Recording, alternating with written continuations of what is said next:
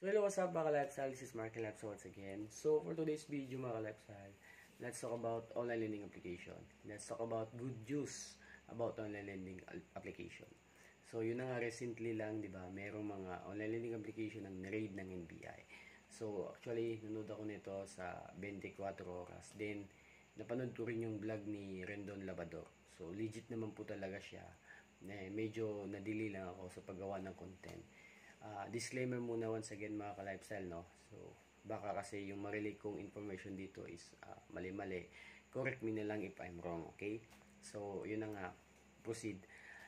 Yung ni-read ng mga NBI dito is apat na big names sa larangan ng online lending application.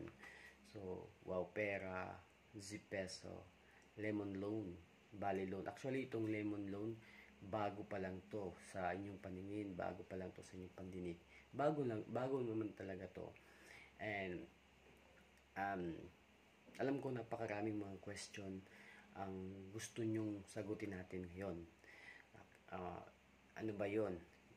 Magbabayad pa ba ako kasi due na ako bukas, due na ako sa susunod na araw. Pwede bang hindi ko nabayaran? So yun yung mga katanungan ngayon sa isipan nyo na sasagutin natin, di ba? So, stay tuned lang, tapusin mo tong video hanggang dulo mga ka-lifestyle. I guarantee kasi na meron kayong malalaman, meron kang idea makukuha.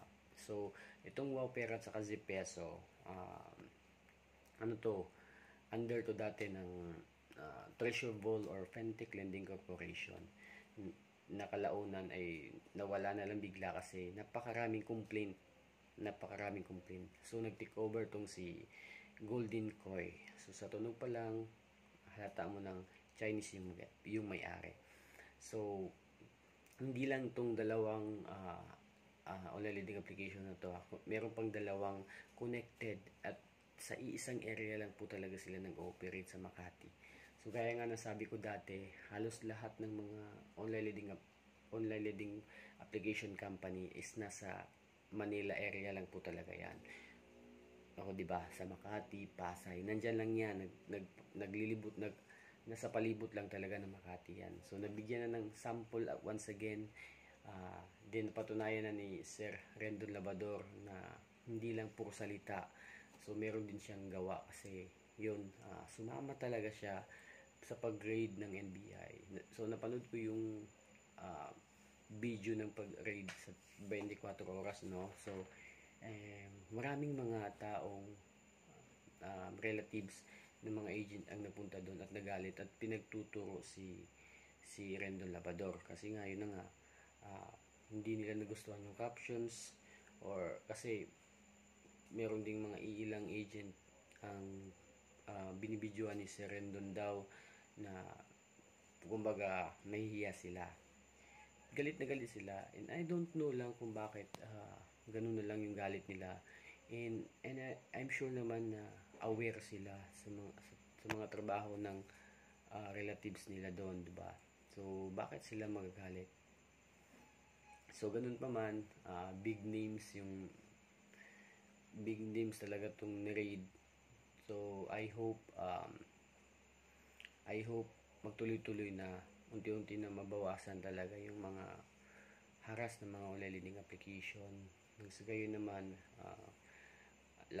lahat ng mga online lending application victims is kahit paano gumaan-gaan ng konti yung kanilang mga nararamdaman na stress sa mga online lending application. So, ang tanong talaga ng karamihan dito is magpapatuloy pa ba sila sa pagbayad? So, in my honest opinion mga ka-lifestyle, hindi na. Hindi na ako magbabayad kasi wala na rin naman akong babayaran. Malamang lahat ng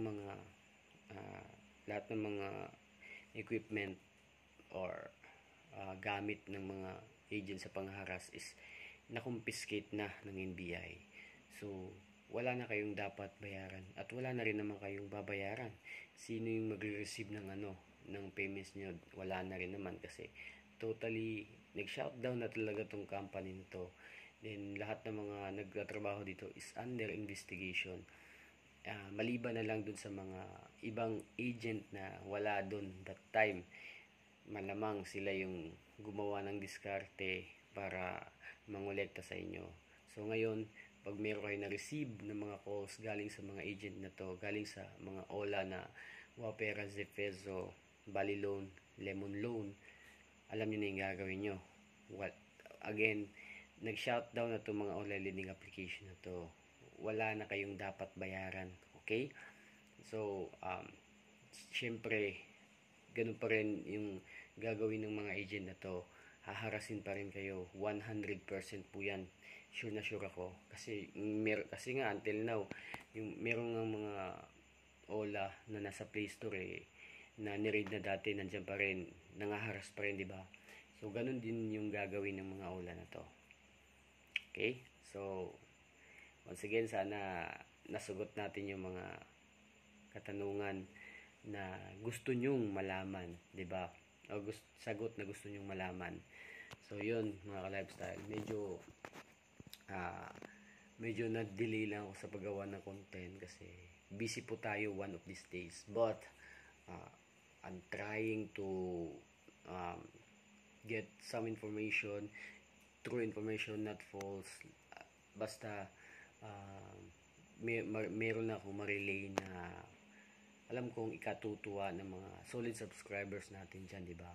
So, once again, kung meron kayong pambayad, wag nyo nang bayaran itong mga OLA na to, okay?